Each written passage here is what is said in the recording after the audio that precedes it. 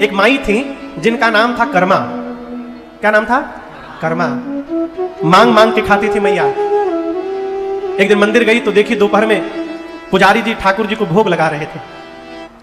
Karma by सहजता से बोली, प्रभु दोपहर तक आपको कुछ ठाकुर पुजारी जी पवाए नहीं, दोपहर में आप भोग लगा रहे हैं, यहां तो मैं कुछ नहीं कर सकती प्रभु, एक काम करिए सवेरे मेरे घर आ जाइएगा, जो होगा आपको खिला दूंगी, पेट में कुछ रहेगा, उसके बाद दोपहर में खूब आनंद करिएगा।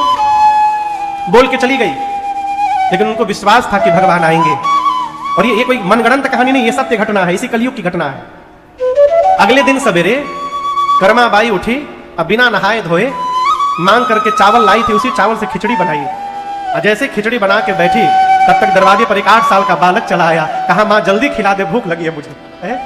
कर्मा बाई ने भगवान को खिचड़ी खिलाया और कहा कल भी आओगे ना? भगवान बोले नित्य आऊंगा।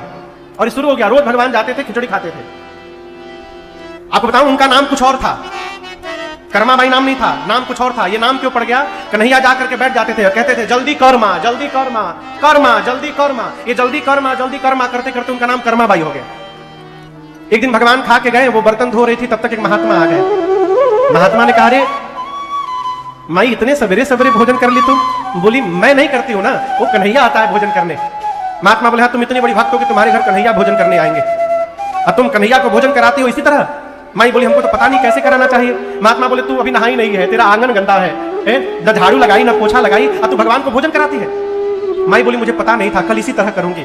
अब अगले दिन उठकर लगी झाड़ू लगाने, पोछा लगाने, नहाने लगी, उसी में टाइम निकल गया।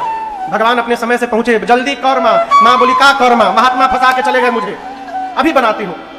गरम गरम खिचड़ी बनाई मैया, भगवान पा ही रहे थे अभी, तब तक उधर मंदिर में पुजारी जी महाराज पट खोलने के लिए घंटा बजाने लगे।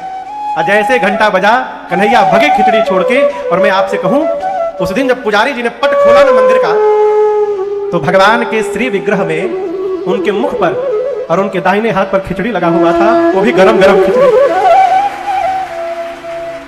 पुजारी जी आश्चर्यचकित हो गए, ये कैसे हुआ? रात में ठाकुर जी ने स्वप्न दिया कि मैं नित्य कर्मा बाई के घर भोजन करने जाता हूं। मैंने पढ़ा है कर्मा बाई जब इस जगत में नहीं रही तो उसके बाद भी कई दिनों तक कर्मा बाई के घर से सवेरे सवेरे एक बच्चे की रोने की आवाज आया करती थी। ठाकुर जी जाते थे, खिचड़ी न मिलती थी तो बैठ कर रोया करते थे भगवान।